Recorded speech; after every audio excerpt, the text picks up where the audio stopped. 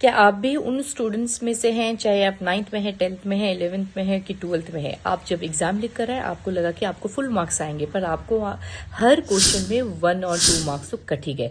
Specially board में जब आप 10th में आते हैं, 12th में आते हैं, आप बिल्कुल 100% कन्फर्म रहते हैं कि मेरे को तो फुल मार्क्स आना ही है, बट वो कभी आता नहीं।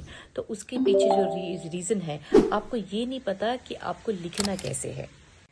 सबसे पहला टिप्स जो है, रीड द क्वेश्चन केयरफुली। देखिए, आपको क्वेश्चन को पढ़ना बहुत ज़रूरी है कि इसमें पूछा क्या गया है। एक्सप्लेन करने पूछा गया है कि आपका डिस्कस करने पूछा गया है, कंपेयर करने पूछा गया है, जस्टिफाई करने। वो कीवर्ड को आप पढ़िए, कीवर्ड के हिसाब से आप स्टार्ट कीजिए। ये सबसे पहला टिप्स है, समझिए और फिर स्टार्ट कीजिए। बात जो सबसे दूसरा टिप्स है, स्ट्रक्चर योर आंसर वेल। यानी कि अगर आपको 3 मार्क्स का पूछा गया है तो पहले इंट्रोडक्शन आएगा, उसके बाद आपका बॉडी आएगा, उसके बाद आपका कंक्लूजन आएगा।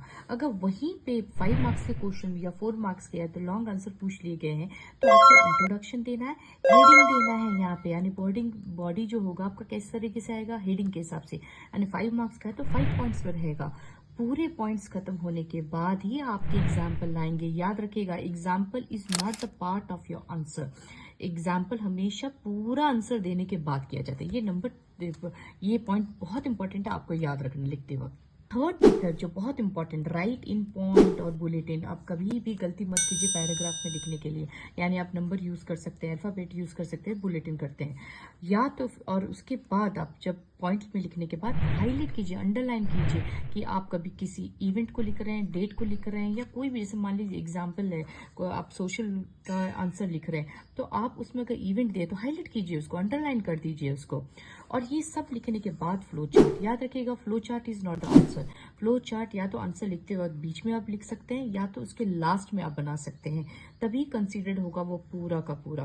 वरना बच्चे क्या मिस्टेक कर देते हैं, स्टूडेंट्स, वो सोचते हैं कि हमने फ्लो चार्ट बना लिया और हमको फुल मार्क्स मिल जाएगा। ऐसा नहीं होता है। Flow chart is a part of your answer, it's not the complete answer.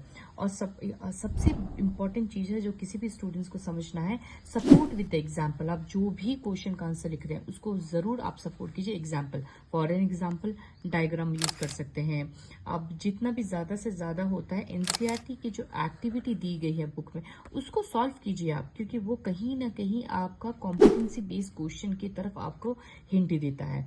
और अगर सोशल में मैप प्रैक्टिस जितना हो सकता है लेबलिंग के साथ आप कीजिए। ये टिप्स को फॉलो कीजिए और देखिए आप कितने ज्यादा से ज्यादा मार्क्स उठा सकते हैं, फुल मार्क्स आप उठा सकते हैं अगर आप इस टिप्स को फॉलो करते हैं तो।